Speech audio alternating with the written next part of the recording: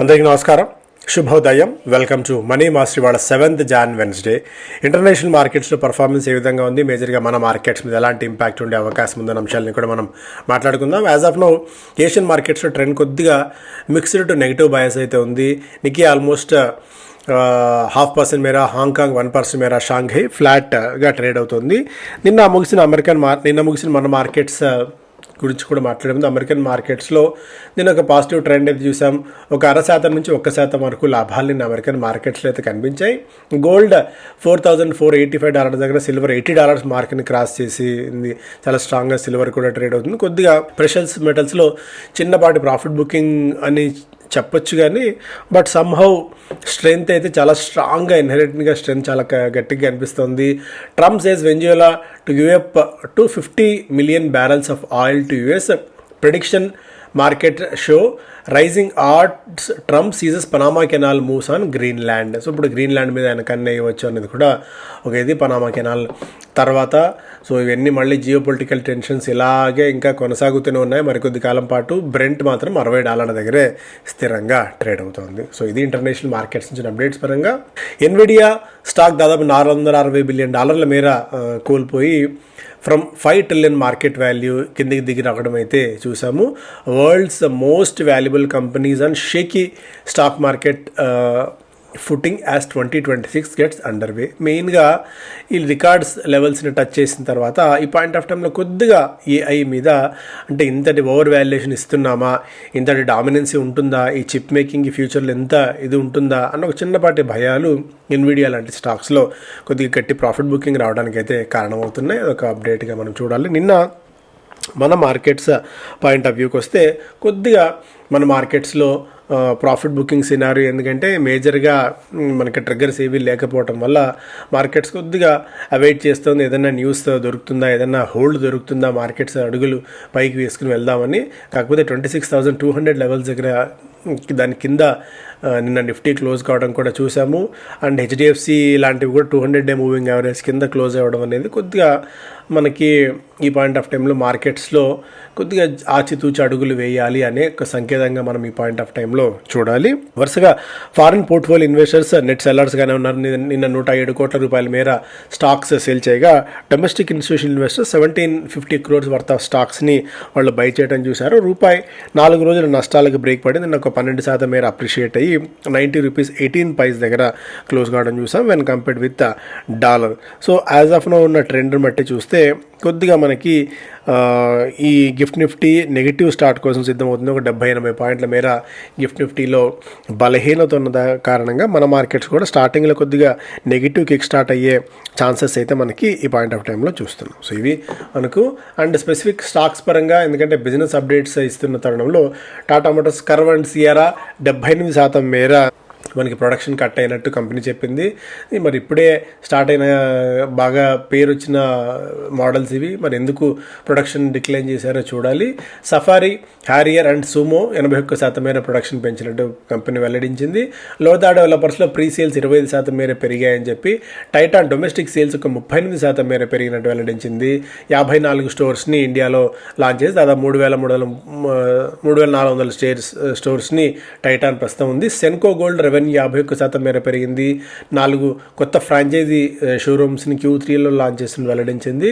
Credit axis Grameen disbursement 9% మేర పెరిగాయని చెప్పి వెల్లడించగా, ఫెడ్ బ్యాంక్ ఫైనాన్షియల్ స్టాక్స్ పరంగా 20,000 ఎన్సిడీలు జారీ చేసి $200 కోట్ల వరకు సమీకరించేందుకు అప్రూవల్ తీసుకుంది. Bharat forge SPV special purpose vehicle Sunsure solar park 20లో $1,240 చొప్పున 20,580 షేర్స్ని అక్వైర్ చేసింది. ఐఎక్స్ క్లియర్గా ఇచ్చింది ఎక్స్చేంజ్లకు సమాచారం. అంటే ఎలాంటి మార్కెట్ అంటే స్టాక్ని డిరైవ్ చేసే, స్టాక్ ప్రైస్ని పుష్ చేసే న్యూస్ ఏది అన్డిస్క్లోజ్డ్ ఇన్ఫర్మేషన్ ఏమీ తమ దగ్గర లేదు అని అడిగింది. ఎందుకంటే నిన్న స్టాక్లో ఒక జంప్ అయితే స్ట్రాంగ్ జంప్. M&M నిన్న XUV 3XO ఈవీ లాంచ్ చేసింది. $14 లక్షల ప్రారంభ ధర. ఏబీ ఇన్ఫ్రా $51 కోట్ల ఆర్డర్స్ గెలుచుకుంది రైల్వే ROB ప్రాజెక్ట్కి.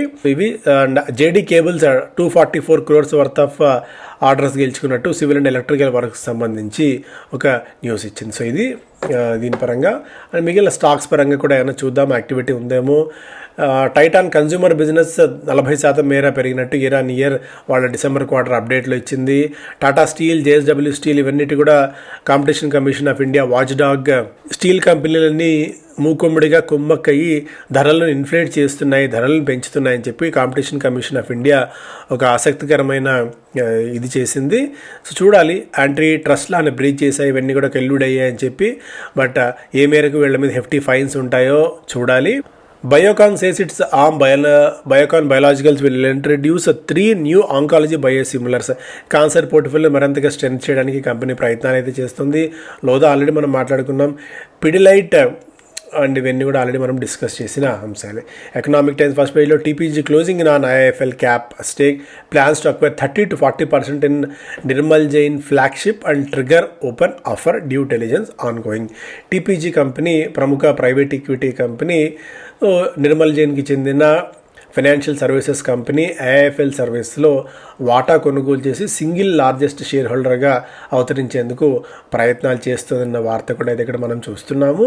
TPG interest coincides with Jain's efforts to transform his brokerage firm and reenter wealth management to repeat the runway success of 361. దీని తర్వాత ఐఐఎఫ్ఎల్ ఫైనాన్స్ వెల్త్ మేనేజ్మెంట్లోకి అడుగుపెట్టి, ఎందుకంటే చాలా సందర్భాల్లో చాలాసార్లు నేను చెప్పాను దీని గురించి, వెల్త్ మేనేజ్మెంట్ కంపెనీస్ రాబోయే రోజుల్లో చాలా స్ట్రాంగ్గా పెరిగే అవకాశం ఉంది. ఎందుకంటే ఇప్పుడు మనం మార్కెట్స్ పెరుగుతున్నాయి, ఎకానమీ పెరుగుతుంటే ఆటోమేటిక్గా వెల్త్ జనరేట్ చేస్తున్న వాళ్ళ సంఖ్య పెరుగుతుంది. అలా వెల్త్ జనరేట్ చేసే వాళ్ళ మేనేజ్మెంట్ కూడా చాలా ఎక్కువగా అవసరం ఉంటుంది అన్నట్టుగా కూడా. సో ఈ పాయింట్ ఆఫ్ టైంలో ఇండివిజువల్ కంపెనీస్ కంటే, అంటే ఇండివిజువల్ వ్యక్తుల కంటే వెల్త్ మేనేజ్మెంట్ కంపెనీస్ బాగా ప్రాచుర్యం పొందే అవకాశం ఉంటుంది ఈ పాయింట్ ఆఫ్ టైంలో. సో ఐఎఫ్ఎల్ ఒక మంచి గ్రోత్ పాత్రలకు అడుగుపెట్టే అవకాశం ఉంటుంది టీపీజీ లాంటి పెద్ద కంపెనీస్ వన్స్ కిక్ ఇన్ అయిన తర్వాత. Foreign local investors to put $330 million into INOX clean deal May value unlisted renewable company at $5.5 billion విలువ ఐనాక్స్ క్లీన్కి ఉండబోతుంది. వీళ్ళు వాటా కొనుగోలు చేస్తున్నారు. టాటా పవర్ 6,500 కోట్ల రూపాయలతో ఇంగట్ వేఫర్ యూనిట్ని నెల్లూరులో ఒకటి స్టార్ట్ చేయబోతుంది, నిర్మించబోతుంది. Record India made cars reach global destinations in 2025. Exports ఒక 15% మేర పెరిగాయి 2024లో ఇతర దేశాలకి మన made in India cars. Union budget February 1వ తారీఖున సండే ఉండే అవకాశాలు ఉన్నాయి. ఎందుకంటే సాధారణంగా ప్రతి మధ్యకాలంలో ఫిబ్రవరి 1న బడ్జెట్ పెడుతున్నారు, అది సండే వచ్చింది. బట్ సండే ఉన్న అయితే ఉంటుంది, బట్ మార్కెట్స్ కూడా వాళ్ళు ఉంటాయన్న సంగతి మనం గమనంలో పెట్టుకోవాలి. ITC has much food for thought. ITC cigarette business మీద ఇంపాక్ట్ అయితే ఉంది. సిగరెట్ ధరలు 30% మేర అయితే పెరగబోతున్నాయి బికాస్ ఆఫ్ ది డ్యూటీ స్ట్రక్చర్లో మార్పులు ఈ మధ్య చేయటం వల్ల. అట్ ది సేమ్ టైం వాళ్ళ ఫుడ్ బిజినెస్ కూడా అంత గొప్పగా ఆశించినంత స్థాయిలో లేకపోవడం అనేది కొద్దిగా ఆందోళన కలిగించే విషయంగా ఈ పాయింట్ ఆఫ్ టైంలో మనం చూడాలి. బిస్కెట్స్ వాల్యూమ్ స్థిరంగా అట్లే ఉంది, అండ్ కన్ఫెక్షనరీ వాల్యూమ్ కూడా అలాగే ఉంది. వెస్టర్న్ స్నాక్స్ వాల్యూమ్స్ అలాగే ఉన్నాయి. సో పెద్దగా ఆశించినంత స్థాయిలో గ్రోత్ని కనబరచలేకపోయింది. గత డికేడ్లో వార్షికంగా 13% మేర వృద్ధిని నమోదు చేస్తూ వచ్చిన కంపెనీ గత కొద్ది కాలం నుంచి, గత 3 ఏళ్ల నుంచి 7.5%కే తన సిఏజిఆర్ని పరిమితం చేస్తోంది. అండ్ మార్కెట్ షేర్ కూడా క్రమంగా పతనం అవుతూ వస్తుంది. ఇంట్రెస్టింగ్గా నీల్సన్ ఐక్యూ డేటా సర్వే ప్రకారం ఐటీసీ షేర్ ఇన్ బిస్కెట్స్ ఈ కేటగిరీలో remained flat in past 3 years, గత 3 సంవత్సరాల నుంచి అదే స్థాయిలో 8% దగ్గరే పరిమితమైంది.